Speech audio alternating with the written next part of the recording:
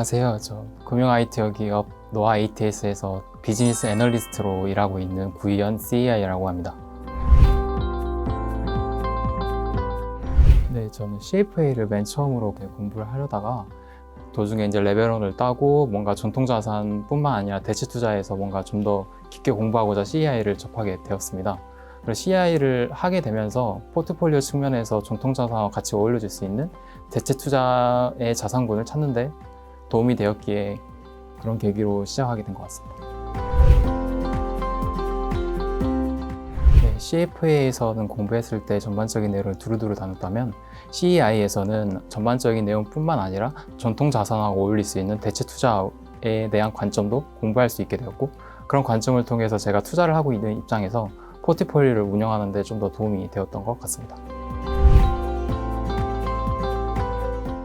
준비 기간 같은 경우는 제가 취준생이어서 이게 CAI라든지 CFA라든지 자격증을 공부할 수 있는 여건이 충분히 충족되면서 거기에 전념하게 되어서 한 3개월 정도 레벨 1 따는 데 걸렸었고, 레벨 2도 똑같이 3개월 따는 데 걸렸었습니다. 학습 시간은 뭐 다른 고시생들하고 똑같이 그렇게 공부를 해서 되게 높게 점수가 나왔었습니다. 스케줄 관리법은 아침에 일어나서 그냥 루틴대로 아침밥 먹고 9시부터 공부를 하고, 그 다음에 점심밥 먹고 또 저녁 6시까지 공부한 다음에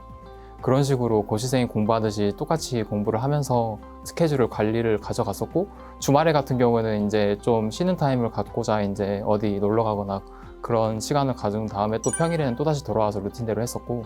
그리고 슬럼프 같은 경우는 제가 워낙 대학교를 졸업하고 나서 열등감을 많이 가졌기 때문에 그 열등감에 대해서 뭔가 돋돋을 줄 만한 그런 게 자격증이라고 생각을 해서 자격증 공부를 하는 찰나에 CAI라는 게 들어와서 공부하게 되었었고, 어차피 자격증이란 것은 나중에 공부하고 난 다음에 타이틀이란 게 나오니까 그래도 타이틀을 위해서라도 열심히 하자라는 마음으로 슬럼프를 극복하게 된 것 같습니다. 제가 투자를 꽤 오랫동안 해왔는데 그 투자를 하는 데 있어서 이제 그 투자 방법이라든지 자산군을 이해하는 데 먼저 도움이 됐었고, 그리고 투자에 문외한인 사람들이 제 주변에 많았었는데 그런 사람들하고 많은 대화를 하면서 개인 성향에 맞게 포트폴리오를 어떻게 구성할까를 좀 더 심도 있게 하는 자리를 많이 가졌었는데, 그 자리를 가질 때마다 제가 먼저 전문적인 내용을 이해를 하고 그 다음에 그 내용을 좀 더 쉽게 풀어서 설명하는 데 도움이 많이 되었던 것 같습니다.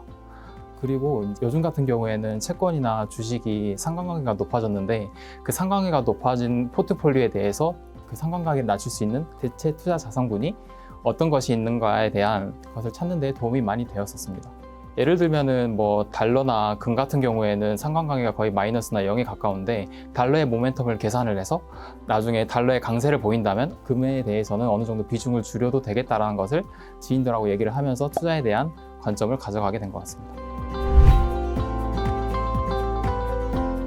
CFA 같은 경우는 10과목을 두루두루 다루는 느낌이 있어서 올플레이라는 느낌이 들었지만은 CAI라는 자격증은 대체 투자 자산군에 대해서 좀 더 심도 있게 공부를 했는데, 심도 있게 공부한다는 것이 CFA와 아예 다른 내용을 공부하는 게 아니라 CFA에서 배웠던 내용들을 바탕으로 CAI 내용도 전개된 경우가 되게 많았어서 그걸 이해하는데 좀 더 시간을 덜 소비할 수 있어서 되게 좋았었고,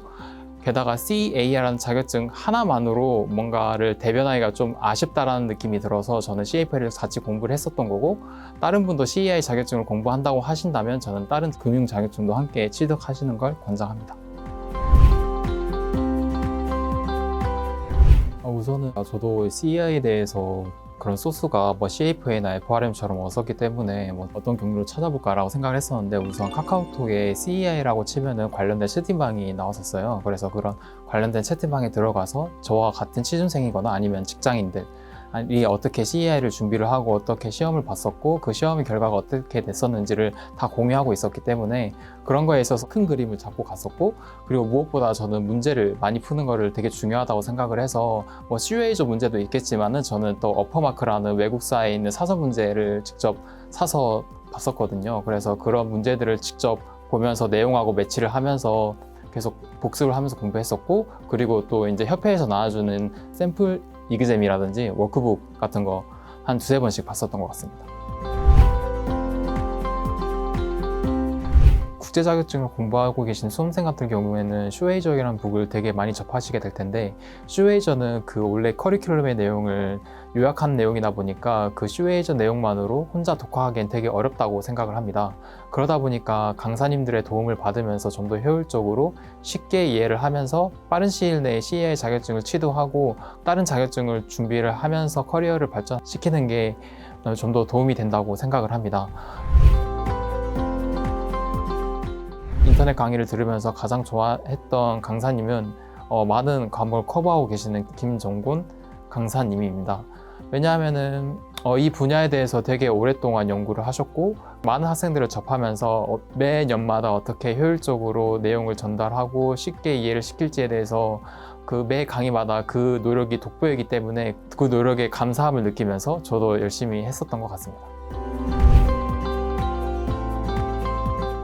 CEI 같은 경우는 레벨 1, 레벨 2가 나눠져 있는데, 레벨 1에서는 리얼 에셋이나 헤지펀드라는 과목이 저한테 가장 도움이 됐었습니다. 저는 이제 투자를 하고 있는 입장에서 포트폴리오를 운영하는데 전통 자산군이 되게 많은 비중을 차지하고 있어서, 요즘 같은 경우에는 채권이나 주식이 상관관계가 높아져서 그 상관관계를 낮출 수 있는 다른 자산군을 찾아야 되는데, 그런 자산군을 찾을 수 있도록 도파구를 내줬던 게 리얼 에셋이랑, 그리고 어떤 리밸런싱이라든지 모멘텀을 계산하는 그런 전략을 구사할 수 있게 만들어준 헤지펀드라는 과목이 되게 도움이 되었습니다. 레벨 2에서는 Assessing Alternative Investment이라는 과목이 있는데, 제가 직장을 다니고 있지만은 그 AI라는 자산군을 접근할 수 있는 그런 자본금이 크지 않기 때문에, 그 자본금이 크지 않는 거를 바탕으로 포트폴리오에 어떻게 좀 더 효율적으로 대체 자산군을 투자할 수 있을까라는 걸 곰곰이 생각하면서 공부를 했었는데, 거기서 ETF라는 투자 수단이 나오면서 그 투자 수단을 바탕으로 좀 더 효율적으로 포트폴리오를 운영할 수 있게 되어서 되게 기억에 남았던 과목입니다. CEL 레벨 1 같은 경우는 전반부에 객관식 배 문제, 후반부에 객관식 배 문제여가지고 주관식이 없다 보니까 심리적으로 마음이 편해서 슈웨이저를 많이 읽자라는 마인드를 가지고 공부를 하게 되었습니다. 그리고 어떤 복잡한 내용이 있거나 어떻게 외워야 될지 모르는 단원이 있으면은 주로 슈웨이저 Q뱅크라든지 어퍼마크에 있는 프랙티스 문제를 가지고 그 부분을 정리하면서 대비했던 것 같습니다. CEI 레벨 2 같은 경우는 객관식이 70%고 주관식이 30%이기 때문에 주관식에 대해서 뭔가 어떻게 대비할까라고 고민하시는 분들도 많으실 텐데, 저 같은 경우는 객관식 70%를 다 맞고 주관식은 다 틀리더라도 객관식 70%에 집중을 하자라는 식으로 공부를 했었는데, 막상 그렇게 공부를 하다 보니까 주관식에 대한 답변도 연습을 하면서 자연스럽게 써지더라고요. 그리고 맨 처음에 이제 법에 관련된 과목이 있는데, 그 법에 대한 세세한 내용까지 다 기억하실 필요는 없고, 기관이 어떤 일을 하고 있는지에 대해서만 기억하신다면 충분히 주관식에 대해서 대비할 수 있을 거라고 생각합니다. 그리고 저 같은 경우는 협회에서 나눠주는 PDF 책들이 있는데, 그 PDF 책들 뒤편에 가시다 보면 그로서리라는 부분이 있습니다. 그로서리는 그 어떤 용어에 대해서 간략하게 설명하는 것들이 여러 개 있었는데, 그 여러 개 설명된 것들을 쭉 훑어보면서 마음에 드는 단어들을 제가 몇 개 외웠었는데, 다른 분들도 다 외우시지 마시고 뭔가 중요하다고 생각하시는 것, 아니면은 뭔가 좋아하는 데피니션을 외우시면 주관식 대비하는 데 도움이 될 것 같습니다. 모든 자격증이 그렇듯 따고 나서 어떻게 발전시키는지가 중요한 것 같습니다. CEI 자격증은 주변 사람들한테 물어보면 100의 90은 다 모른다고 할 겁니다. 저는 CEI 자격증을 따면서 내가 왜 이걸 따야 되지? 왜 취업시장에 있으면서 이걸 따면서 또 다른 자격증을 준비해야 되는지 몰랐었는데, 막상 저만의 프라이드를 가지고 따고 난 다음에 관련된 도서를 진짜 많이 읽었었습니다. 그 도서를 읽고 나서 면접에서 제가 이 자격증을 따고 나서 어떻게 발전시켜왔고 나는 지금 어떻게 이 위치에 있게 됐는지, 그런 스토리를 전개해서 남들에게 어필을 한다고 하면은 이 자격증이 생소한 것만큼 그만한 가치를 좀 더 부여해 줄 수 있을 거라고 생각을 합니다. 준비하시는 분도 이패스와 함께 하면서 빠른 시일 내에 CEI 자격증을 취득을 하고, 그 자격증에 걸맞는 자기만의 발전 커리어를 쌓아가면서 멋진 스토리를 쌓아가기를 희망합니다.